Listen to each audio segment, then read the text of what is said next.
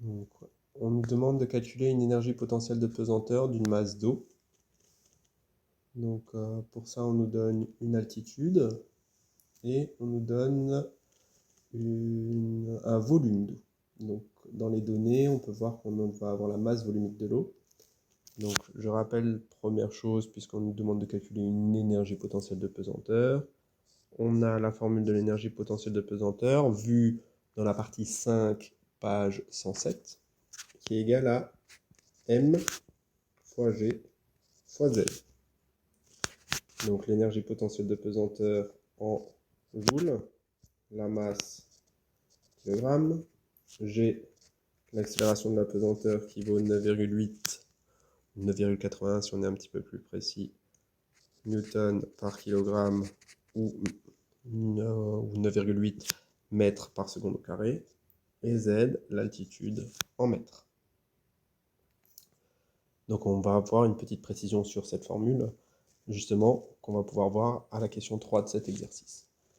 Donc, première chose qu'on va faire, c'est on va calculer la masse on va calculer la masse d'eau à l'aide de la masse volumique de l'eau. Donc, on a la masse volumique, qu'on va noter mu, masse volumique, qui est égale à 1000 kg par mètre cube. Donc, on a la formule, la masse volumique, c'est la masse divisée par le volume, avec des kilogrammes et des mètres cubes, si on utilise les données qu'on a. Donc, on veut calculer la masse. Donc, pour ça, il faut faire passer le volume de l'autre côté, puisque nous, ce qu'on cherche, c'est la masse, et l'idée, c'est de se retrouver avec juste la masse d'un côté de l'égalité. Donc, on va avoir la masse qui est égale à la masse volumique fois le volume. Donc ici, la masse d'eau concernée, c'est donc la masse volumique, 1000, fois le volume, qui est 5 millions de mètres cubes. Donc 5 fois 10 puissance 6. Donc la masse, on va avoir 5 fois 10 puissance 9 kg d'eau qui sont concernés. Donc à présent, on peut répondre beaucoup plus facilement à la question 1. Donc calculer l'énergie potentielle de pesanteur de la masse d'eau par rapport au niveau de la mer. Donc on va voir EPP égale à M fois G fois Z.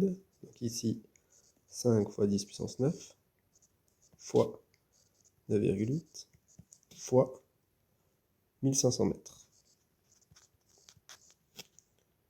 Et du coup, on trouve une énergie potentielle de 7,4 fois 10 puissance 13 joules. Question 2. On va calculer l'énergie potentielle de pesanteur, mais par rapport à l'usine hydroélectrique située à l'altitude 350 mètres. Donc ça veut dire qu'on va faire M fois G fois Z de notre barrage,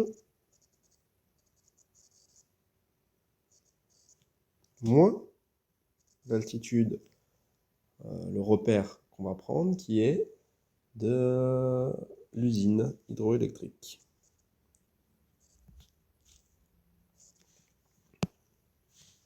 Du coup, on va avoir 5 fois 10 puissance 9 fois 9,8 fois 1500 moins 350 mètres.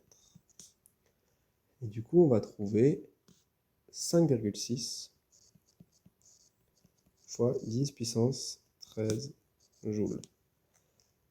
Et c'est là que on peut reprendre la notion du cours sur l'énergie potentielle de pesanteur.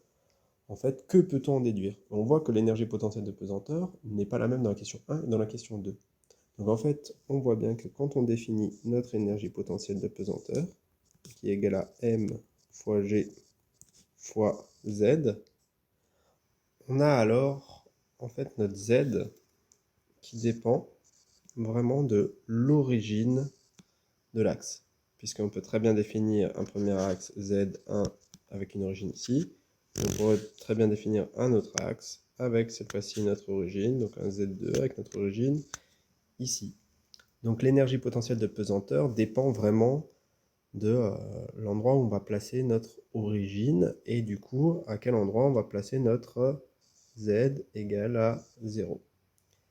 Mais en fin de compte, ça ne nous pose pas de problème pour établir toute la physique et tout ce qui est échange d'énergie, puisqu'en réalité, quand on mesure, et ce que nous, on est capable de vraiment mesurer, c'est un m fois g fois h, avec h qui va être la différence entre z à la fin moins z au début.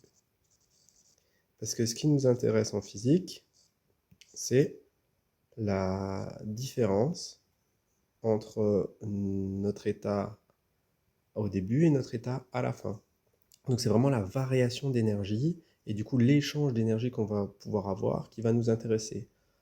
Avoir une certaine énergie, ne pas pouvoir la transférer, en fin de compte, ça ne nous intéresse pas spécialement. Donc nous, toute la physique, elle est basée sur les variations d'énergie. Donc le fait de monter un objet, ça veut dire qu'il va falloir lui fournir de l'énergie puisqu'il va augmenter son énergie potentielle. Le fait de descendre un objet, il va redonner de l'énergie à l'extérieur. Donc c'est pour ça, c'est vraiment sur la variation que ça nous intéresse. Et du coup, c'est pour ça qu'on peut placer l'origine où on veut. Quand on calcule une énergie potentielle de pesanteur, on va la calculer par rapport à une origine choisie. La seule chose qu'il faut faire, c'est que quand on calculera une variation d'énergie, il faudra avoir à chaque fois la même origine pour avoir la véritable variation d'énergie potentielle de pesanteur.